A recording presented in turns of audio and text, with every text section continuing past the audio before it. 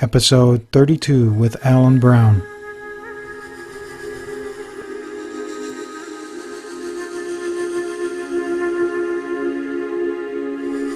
Where meditation meets daily life, this is the Meditation Freedom Podcast.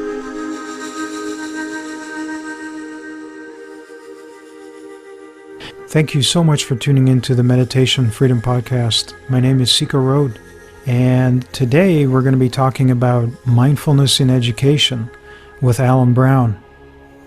And Alan Brown has a lot of good things to say about mindfulness and its learning outcomes, but also its outcomes in terms of making the students more conscious and aware and awake, as well as the outcomes in their personal lives and perhaps the rest of their lives and their careers. Here's a little bit about Alan Brown and what he does. Alan Brown is a dean at Grace Church School in New York City, where he also leads the 9th through 12th grade mindfulness program. And he also leads the parent mindfulness program. And Alan has taught in both public and private settings as a humanities instructor.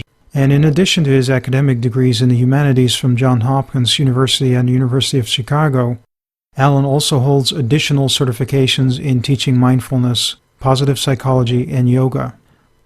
Alan currently works with schools as well as with families to help bring mindfulness into the lives of youth and their caregivers. And just a little bit about the program that Alan refers to in this interview called Mindful Schools. This was a program that got started in 2007 and then turned into a nonprofit in October of 2010. And this nonprofit organization's goal or mission is to lead the integration of mindfulness into education.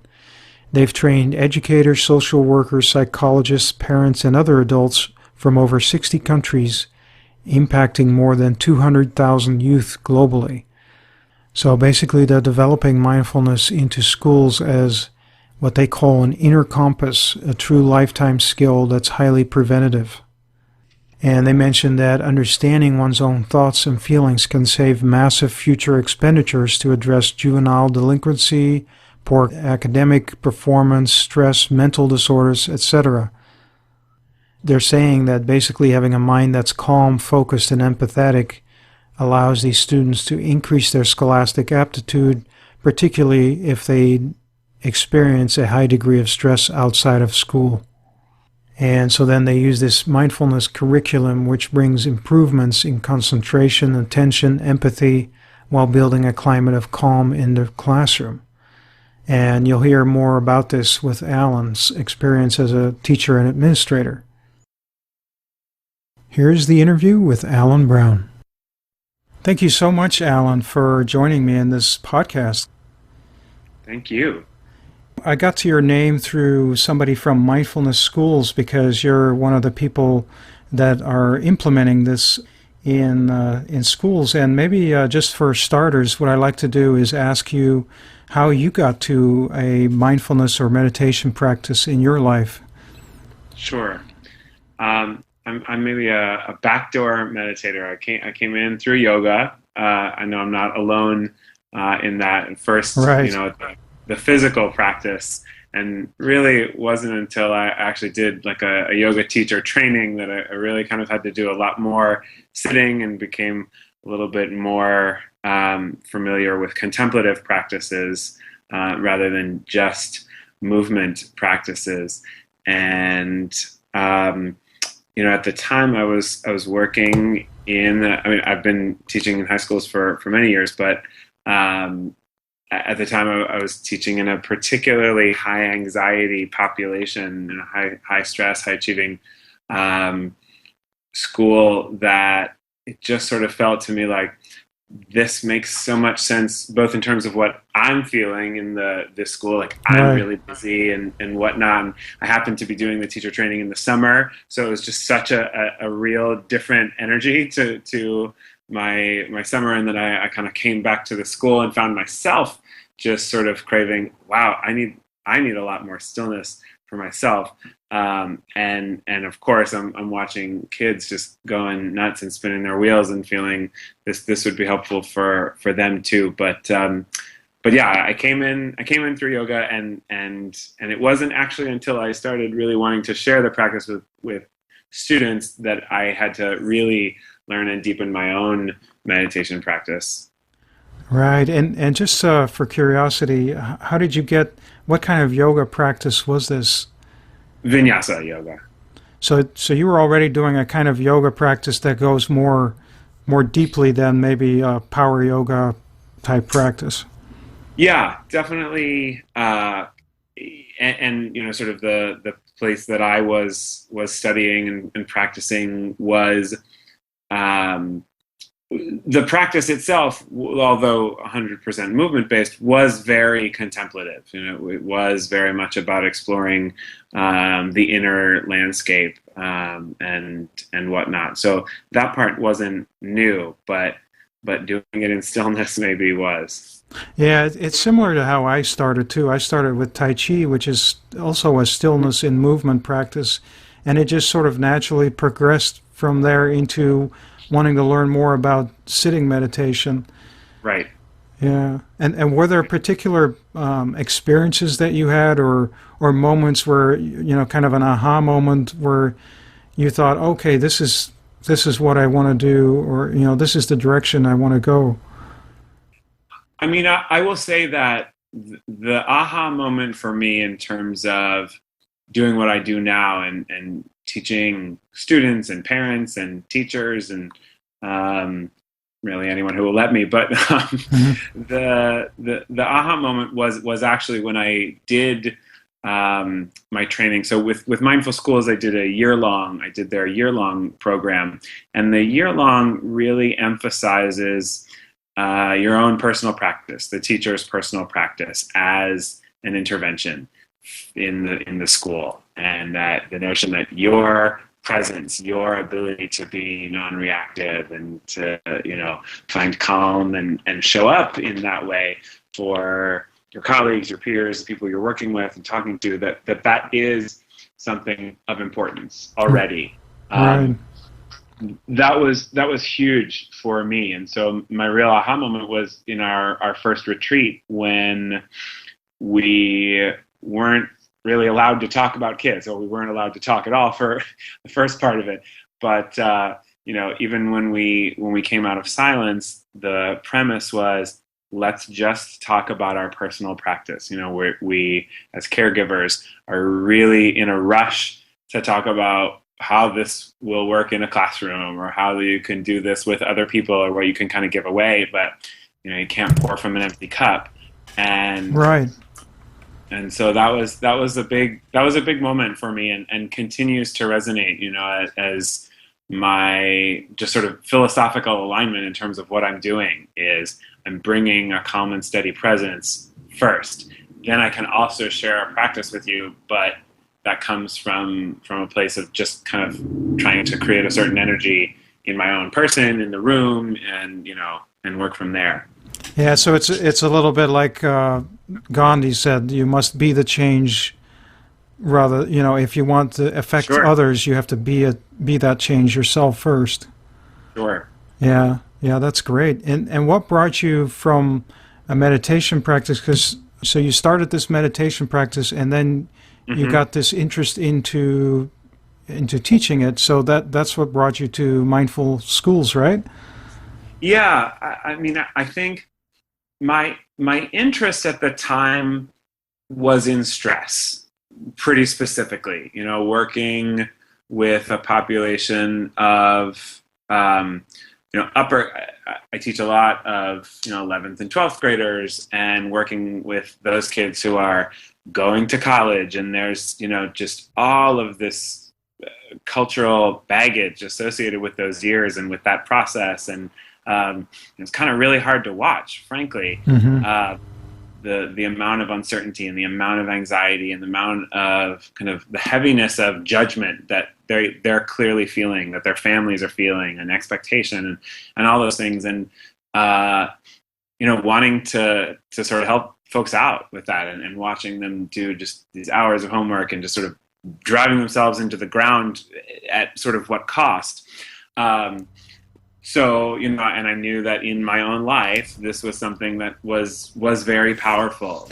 And so how do I share that? How do I kind of help create some sense of perspective, some sense of space, some sense of ease, a greater sense of ease with kind of what's going on? And that was the motivation for me. And ironically, that was the thing that deepened my own practice. And luckily, I would say, but it was motivated out of the interest to teach them, but I had a lot more to learn myself first to be able to do that.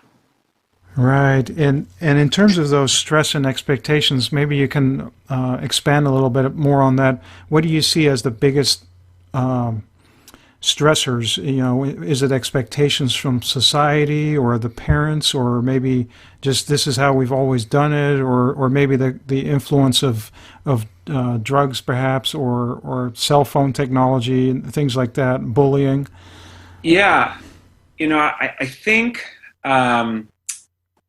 when I first began this work, and I've taught in both public and private settings, I've taught in urban and suburban settings.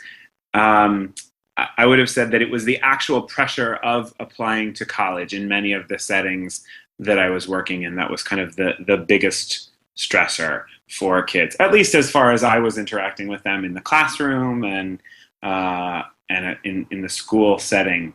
I think that nowadays, actually, the trend towards the smartphone really has become a bigger stressor. So, the anxiety of being away from this device, the anxiety of missing out, the FOMO, fear of missing out, right? Right. That they just experience. I mean, I've had folks, and I know that kids aren't alone in this. Adults are equally guilty. Many adults. Oh yeah.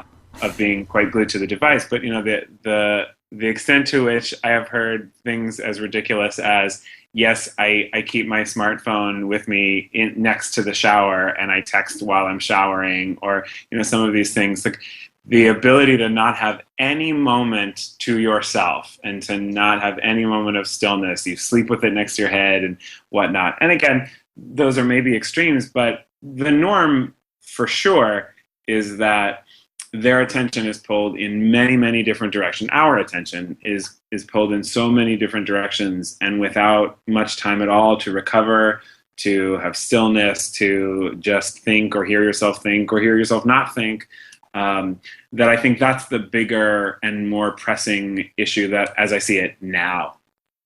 Right. Yeah. And the fragmented attention, it just keeps apparently the attention span just keeps getting shorter and shorter. And that must be part of that. Yeah, it's very hard. And the truth is, when you actually create the conditions for folks to not have those pressures on them, when in a classroom, devices away, devices off, or even collect devices, let's put them at the front of the room and put them to sleep. Let's let them rest for a little while. I remember the first time when I became an administrator and started doing detentions, and not necessarily my favorite time, but surprisingly, the number of kids that actually thanked me for the hour without their device, because they couldn't even have a laptop or something that they're used to taking notes on in class. Like, wow. I got it done. This was really. Can I do this? Can I come back next week? I thought, really? This is not actually supposed to be the thing that you want to come to. That's amazing. But that was telling. That was really telling for me that this is something that you're actually seeking. And it's something that you have a really hard time creating for yourself. But when the adults around you impose, okay, well, I have to go away from this device, so I can't respond to my friends or my parents. The number of parents that text their students during the day is pretty significant. So that's they're also living in a world where they're expected to be in touch with every adult and person in their life, including their families. So again, it just keeps the brain in kind of that stress mode, or the it at least needs to be able to kind of respond to and ready for whatever that stimulus is, and the stimulus is constant. Yeah, which makes it really hard to really delve into something and concentrate for a chunk of time. Right. Yeah. And do you see that the kids, because you mentioned that you have to force them almost to take some time and some space. It's like they almost need some permission, or they need to be taught how to give themselves permission to untether themselves for a while. I think that's exactly right. And I think it's really hard for teenagers in particular, which is with that's the population with whom I work. They're developmentally at an age and at a time when the social world matters so much, and that's appropriate. That's that is how it goes in those years, and it's good. And they're sort of figuring out who they are and figuring out who they are with respect to these other people that are their peers and whatnot, and they're trying to individuate from their parents and their families and come into their own. So all of that is good. I don't suggest that's a negative, but that makes it that much harder for them to be away from this thing that connects them at all moments to this social network that is so powerful and so all important. So yeah, when there is the permission to put it away, it is kind of, for many folks, a sigh of relief. There's just a nice exhale. Oh, okay, I can just be here. I don't have to be anywhere else. Right. And how do you implement this in your classroom? Do you start the period with a few minutes? Maybe you can show us how you do that. Yeah. So, for starters, it's some of the norms. Like I said, for some classes, they actually need devices, and for me, I say no devices unless we're doing something very specific. We're going to do a word processing task, and I want you to write a paper or whatnot. But otherwise, they go away. And the truth is, you remember your notes better when you write them by hand, and we have a lot of good data about that, and things like that are helpful for kids. So, this will actually help me studying, not hurt me. Okay, great. And they know that. So just let's put everything else away so that we can be here. And then, yes, we do begin with something that is contemplative, and usually it's silence, though not always. It kind of depends where we are in the day. If it's right after lunch, movement is going to be much more helpful than just sitting. Because they just fall asleep then. Yeah. That is exactly what happens, because they're exhausted too. They need more sleep than we do, and they usually don't get it. They usually get a lot less. So it depends a little bit, but I will often invite a student to lead us in the practice, and so generally it's one of a couple things. I do one called a 5-finger meditation, which is just to meet one finger to your palm of the opposite hand, and then as you breathe in, you trace up the pinky and breathe out and come back down, and then as you breathe in, you come up the 4th finger and back down, and so on and so forth, and then we switch hands. And so there's something really nice and tactile about that. You can just sort of follow the finger along the palm, and so there's a sense that they can follow. It's there's movement involved without being too much of a big thing. There's no extra noise or anything special. And by the time you finished, you've just taken 10 nice slow breaths, and you're likely to have arrived. Well, also, I always have, I carry a couple things into my different classrooms. I carry my markers, and I carry the cable for connecting to the projector, and then I carry the bell. And that's always fun for kids too, generally, and we'll just listen to the sound of the bell once, twice, 3 times, and really it's up to them. It's an easy one for kids to lead, and they kind of feel important and fun, and even an 18-year-old feels like, oh, I'm the bell ringer today. That's great. They'll squat over it, or we have like a little schedule who gets to ring the bell. So that way you're helping them invest into it, so that they take some ownership of it. Right, and they do, and it's about feeling out every class. Every class has a slightly different personality. Every room is different. What does the room need? What do these kids need? What does the space need?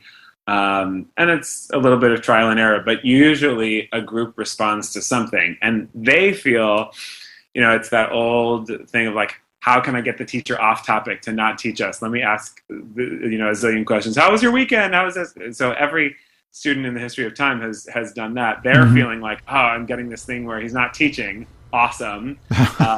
We get to do this instead. What they don't realize is that our spending 3 minutes on this makes us much better at the things that we're going to do later. We're able to actually do more rather than do less. So from my perspective, it's also just a worthwhile investment in the actual stuff of teaching.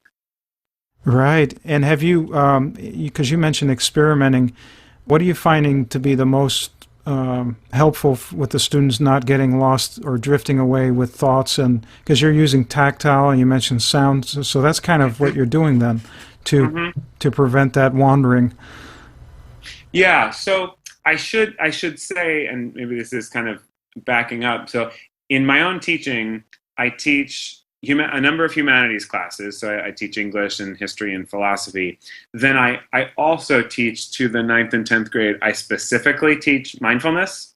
So folks who have had that training, then they already are familiar with these practices too. So in terms of teaching the actual mindfulness classes to kids, I don't find that one specific thing is useful. I mean, I will say that, at the beginning of a class or just for a quick calm down activity, the finger and palm activity really is my personal go-to. It's not for everyone, but I think it has maybe the widest appeal as I've practiced it. But that said, when I talk to kids about what it is to practice mindfulness and how and where you might use this, I always say at the beginning, you can kind of think of this like a buffet, or like you're going to the cafeteria, and I'm going to provide you a lot of different exercises here and a lot of different things. Try them all so you can kind of know how they feel, know how they taste. But hopefully one or two of these is going to stick out to you, and that's going to be different to everyone. Even just in how we breathe, where do you pay attention? When you're breathing, do you feel it in your nose or coming in your mouth? Do you feel it in your chest, in your belly? Do you feel it somewhere else in your body? Where are you even noting that sensation? That's going to be different for every one of us. And so, we all have different ways of learning, which is why I write things on the board and I say them out loud and we read them and you talk to your neighbor and you write about it and you right, et cetera, et cetera, et cetera. Just like you have different learning styles, we kind of all have different styles of attention, different things that are going to hold our attention, different things to be mindful of or to use as an anchor, use as a practice. So none is more right than anything else. Right. And do you find some of the students, like they're learning these particular techniques and taking them somewhere else, like maybe at home when they're in a stress situation?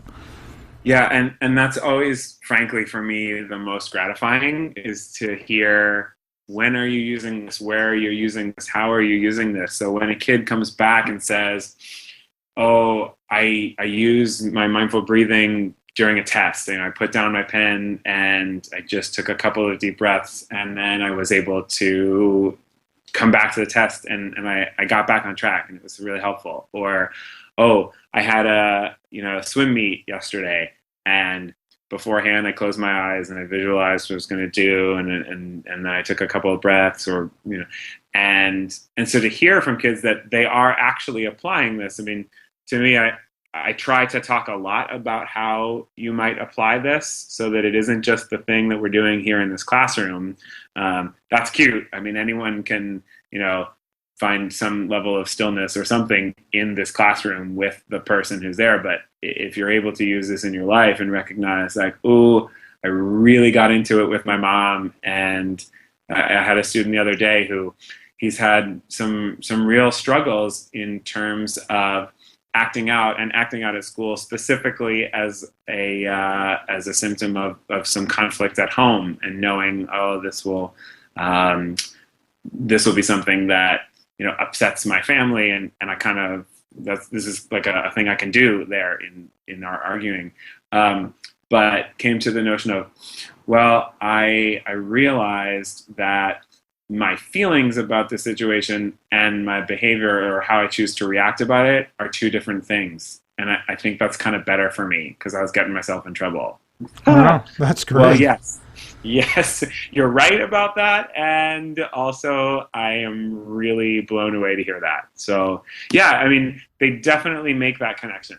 Yeah, Sure. that's very insightful and transformative, what you're Right. seeing there.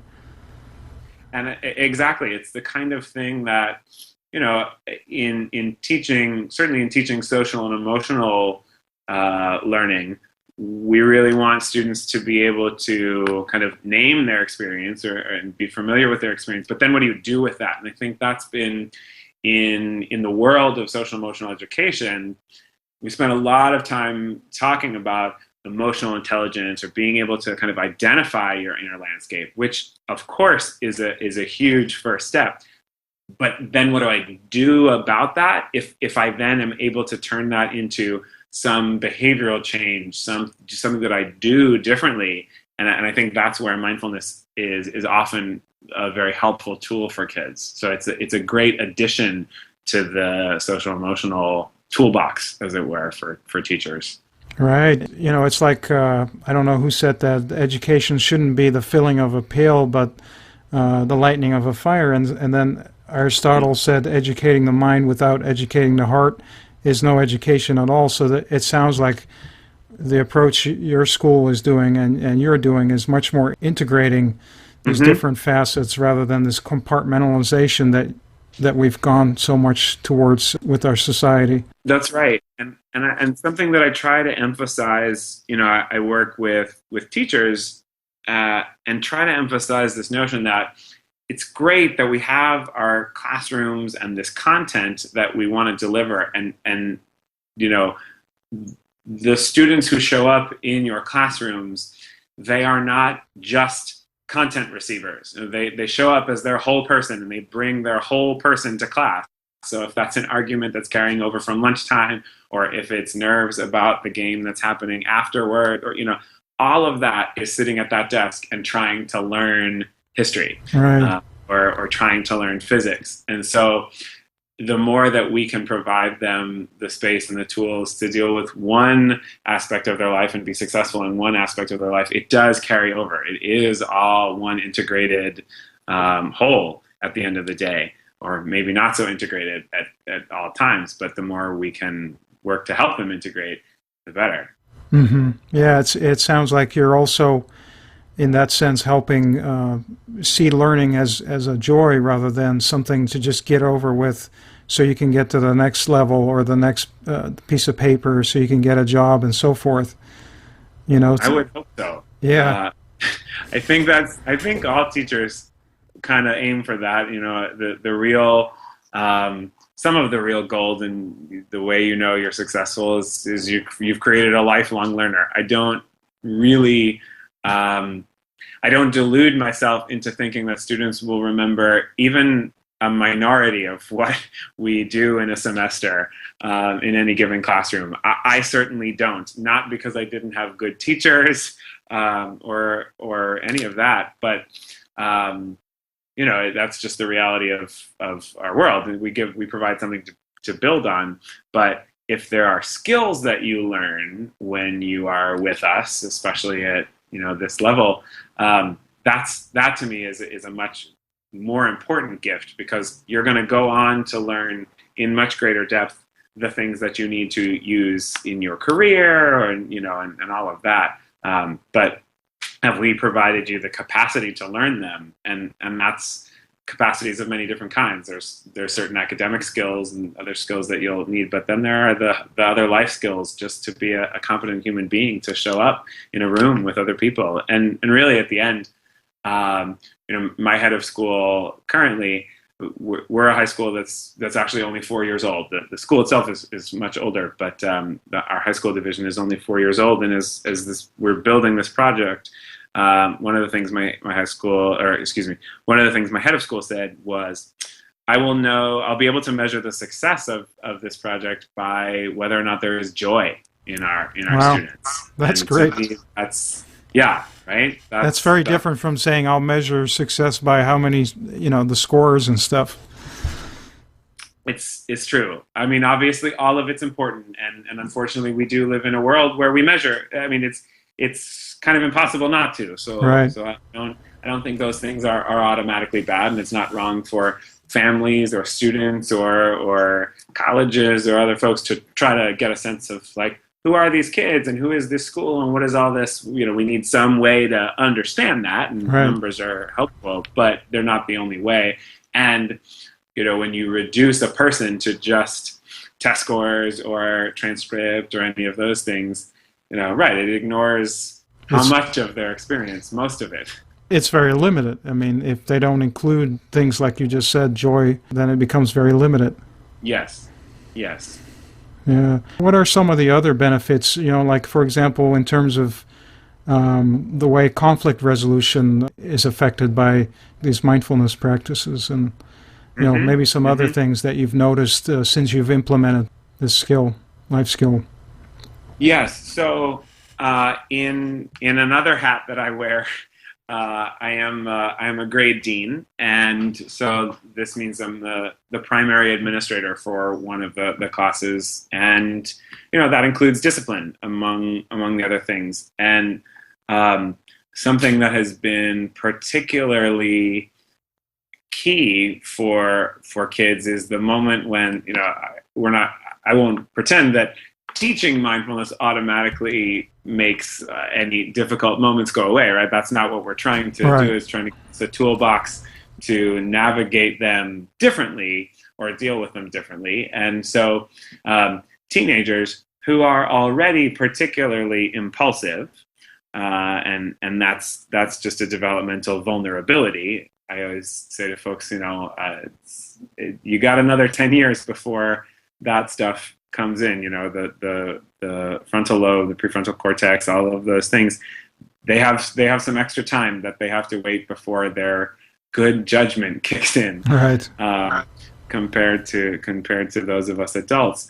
So, but yes, the ability for them after the fact, even after they have maybe made a decision that they recognize wasn't the greatest, the ability to stop and slow down and figure out, how did that even happen? What just happened? What do I feel about that? What do I need to do about that? And I think so often that impulsivity comes at the cost of any self-knowledge. So I'll watch kids get in an argument or a tiff with either friends or an adult, whatever kind of scuffle they might have, and it's not till it's over that they can say, "Oh, okay, here's what led me to that." And I realized that was the moment that I probably should have made a different decision. But the truth is that these same kids, without this practice, may not have been able to even name that. Right. And so that means they couldn't do it differently next time. I mean, part of this is just becoming aware of our triggers and our habits and all of the ways that we're used to doing things impulsively, right, without thinking, doing them mindlessly. And so when you have some awareness of, oh, this is what got me to this poor decision, or this is what got me to this behavior that I definitely don't want to repeat. So here's what I'm going to do next time. And being able to sit there and figure out, all right, next time this comes, next time this trigger happens, next time I notice this habit, here's what I have to do so that I can take a different turn, so it doesn't go down this exact same road. Yeah, that's amazing. And that road can lead, 50 years from now into a totally different direction. Mm-hmm. If they didn't have that consciousness and awareness and attention. That's right. That's right. Yeah, I think it's very powerful, to watch kids. And I have the advantage that in my administrative role, I actually follow the grade through 4 years. So having watched them as 9th graders and then watching them as 11th graders and really knowing, oh, okay, here we look, I remember how this went in 9th grade. I remember how this went in 10th grade, and I'm watching you make different choices now. That's great. That is great to see. Hmm. And how do you see this in the future? Do you see this? Is this school going to have it all the way from kindergarten all the way to college? I mean, what do you see? Where do you see it going? This practice? Specifically for our school or in general? Yeah, I'm not sure yet if your school is connected to an elementary school, but I mean, ideally, of course, you'd like to see that get started as soon as possible with young folks, and then all the way into to college, so that by the time they leave college, that these practices are, very well used, and they're not going to be easily cast aside. That's right. I think so. We do have pre-K through 12 now as a school, and I do see some of my elementary school colleagues doing it as well.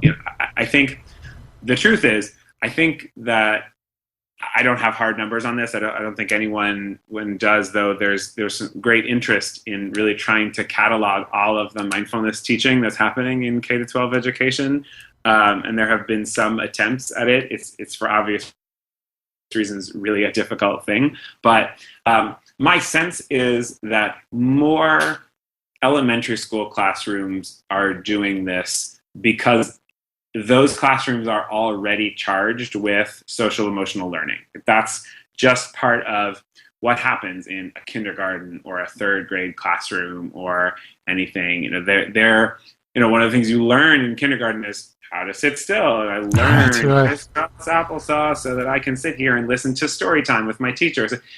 We don't teach those things in high school, although actually we should, it turns out. These are folks who are living in a really different body than they were when they're in kindergarten, and we kind of make some assumptions that, you know how to sit here. You don't, and many adults don't. It's not unique to them. So I think it's an easier map onto the elementary classroom. And so folks who are just kind of looking for yet another thing, folks who teach in a model called the responsive classroom, which allows for classroom meeting time, is something that a lot of folks will just use a bell or whatnot. It's an easy in for elementary school teachers. I happen to think it's an easy in for middle and high school as well, for all the reasons that we've talked about, and all the gains, all the things that it provides. Just, if nothing else, learning outcomes, right? The productivity aspect to it, which is of course not the only reason to do it. And I know there's significant debate and conversation about using mindfulness for those sorts of outcomes, but they're real. And if that's what allows us to bring this into a classroom, to me, whatever doorway someone comes in through is the right one for them. So I'm not concerned particularly about that. To the larger question of really, like, where are we going as an education system with this? I do think that because of the undeniable increase in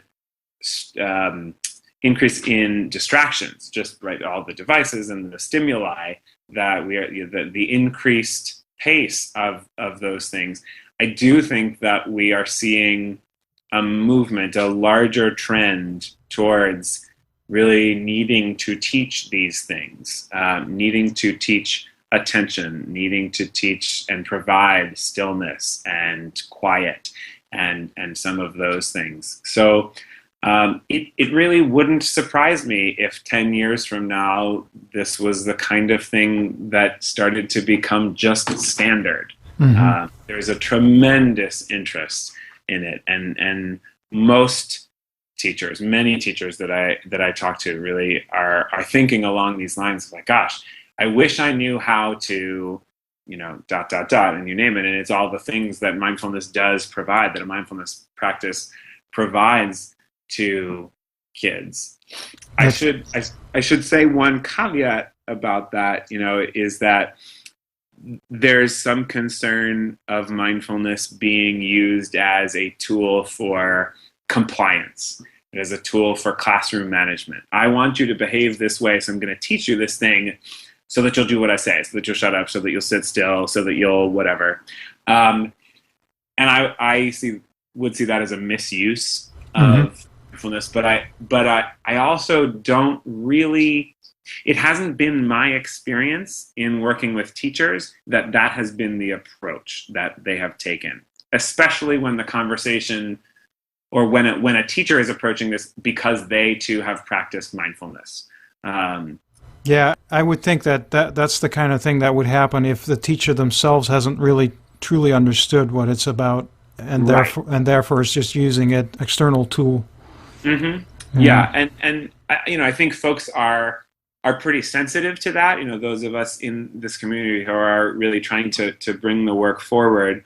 I can say, as I mentioned with Mindful Schools, the very clear philosophical orientation is towards teacher practice first, and even if no one got any farther than learning mindfulness for themselves, that would be a tremendous victory, I think, in education in this country. And to get into any mindful schools class, you must first pass through the gateway of either having a mindfulness practice, that you already have, or going through a mindfulness fundamentals course and really know what this is in your body. We would never stick someone into a classroom to teach the cello that doesn't know how to play the cello, that doesn't play the cello, or you couldn't stick a math teacher to teach pre-calculus that Right. doesn't know how to do algebra, right? So it's got to come from yourself and your own experience first. Yeah, you got to practice what you preach. Mm-hmm. Mm-hmm. And just to wrap this up, for folks who are Christian Judeo type tradition, because your school has kind of that as its roots. And was there Yes. any some folks who might be listening who are from similar rooted schools, would they have any issues adopting a mindfulness practice? With some parents might be afraid that it's a Buddhist influence, or what would you say to that? Right. There are, in different settings, different approaches make sense. I actually think that schools with any kind of a faith background, usually there is more space for this because the topic of spirituality in general is already on the table. So we're not necessarily afraid of the notion of contemplative time or contemplative practice. Mm. Schools that have prayer or some other things already as part of their day, or just silence as part of their day, are maybe more open, not exclusively. And I think so for us, we are affiliated with the Episcopal Church. We're an Episcopal school, but we are not a parochial school. So we are actually a school for children of all faiths and no faith. And we don't specifically teach in the same way that some Catholic schools or other parochial schools are specifically inclined to teach Christianity in maybe a different way. That said, I think the question is a good one, and it's a really relevant one in terms of just religious influence and whatnot. I think, to me, my very strong belief is that mindfulness is not a religious. Mindfulness specifically involves a set of human practices of what it means to exist in a human body and this human mind and the human brain, and the space and stillness that we can and I think really need to find, and in a way that science is starting to back up with some conclusiveness, and obviously all of that research is still very young by scientific standards, but it's really pointing us in a direction that says, no, we really do need to provide ourselves space and stillness, and here's what happens when we do. I think that is an innate human quality or an innate human capacity to have self-knowledge, to see one's own thoughts and experience, to feel the sensations in your body. And there can be a spiritual layer to that is quite profound. That's, for sure. But I don't think it has to be, and I don't think that has to or should really, in the school setting, be what we're teaching. Right. I'm teaching stillness, I'm teaching silence, I'm teaching self-knowledge, the ability to be aware of what is going on in your own immediate experience. And, what comes of that, where that leads for certain students versus others, it is totally up to them. Even the bell that I use, I don't use the Tibetan singing bowl. In fact, like I see folks do that, and I know, I get that, and that's fine. That to me has a pretty clear cultural reference, which actually in my setting is fine. It wouldn't be a problem. We also teach Buddhism and Hinduism, and also we teach world religions, we teach philosophy, Eastern philosophy. That's just part of the program that students take. Mm-hmm. But yes, I think again,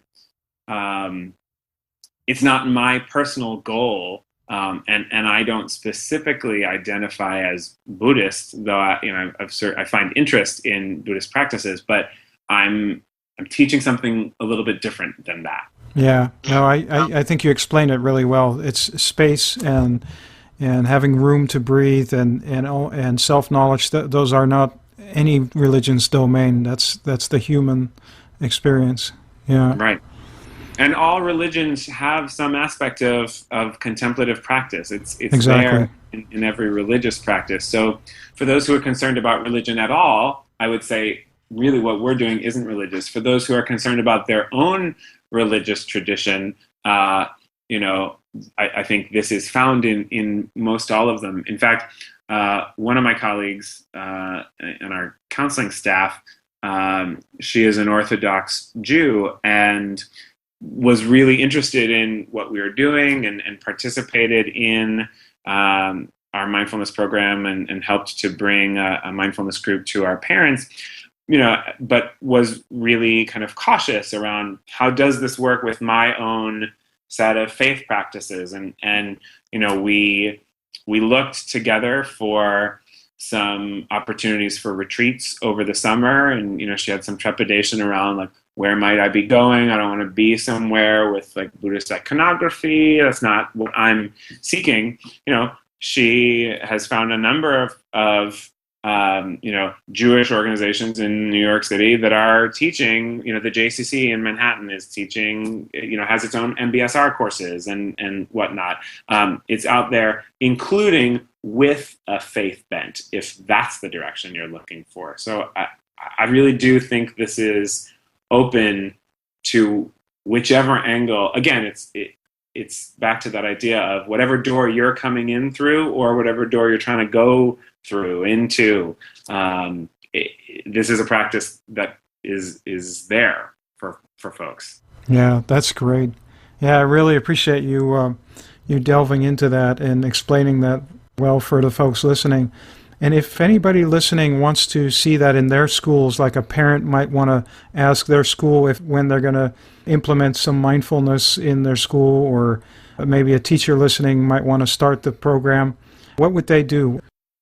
Sure. Well, again, my own affiliation is with Mindful Schools, and I happen to really believe very strongly in the teachings as they are providing them. And that is mindfulschools.org. But by the same token, this is a movement that is really taking off, and there are lots of folks doing this in many different local areas as well.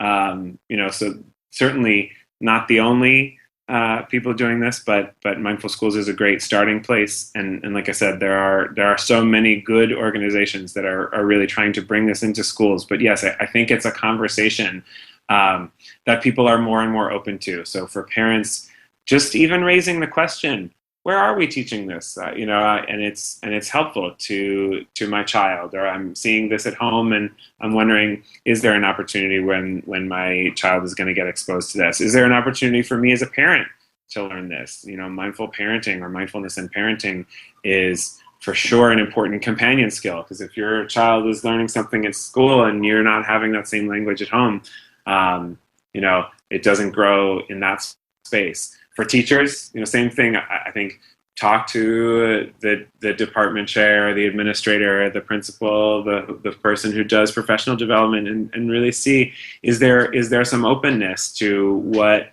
looking into this for your school or your classroom, the benefits that it might provide, because the benefits are so many. Yeah. and leading with the benefits and the intention of doing good for kids, doing good for faculty, doing good for parents, whatever the population is. I think people are certainly more open to hearing this and investigating this now. Folks want solutions for some of the real challenges that we're seeing in our children and the challenges that they're having. So, yeah, that's for sure.